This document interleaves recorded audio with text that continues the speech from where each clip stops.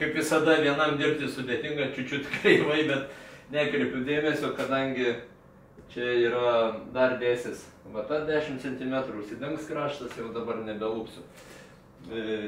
Tai nieko man politiško nesudaro blogo. Gal dar įdomiau bus net. Ai, kodėl tokia spalva? Čia yra epagro plėvelė, bet jinai skirta skaitos difuzinė plėvelė, jau kaip sakiau.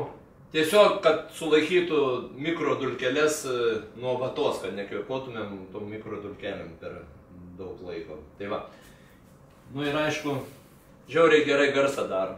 Nes turėjau raudoną, prieš tai šiek tiek blogiau buvo viskas. Dabar šita juoda su baltu tokiu pašvietimu iš apačios, žiauriai gerai garsas bus padarytas visas. Juokauju.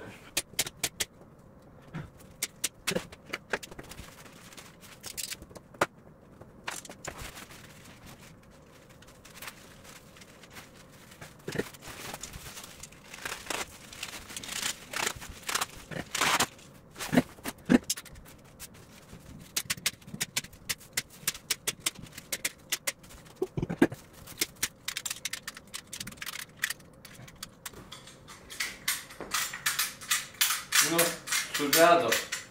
Tas šūdas. Nemažai tai dirba. He. Viskas.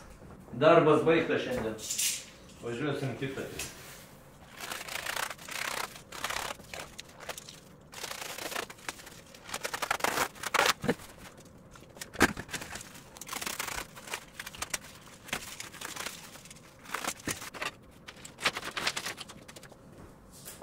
Jo, pabaigoje dar, ko gero, uždėsiu tokius pagražinimus ant šitų vietų.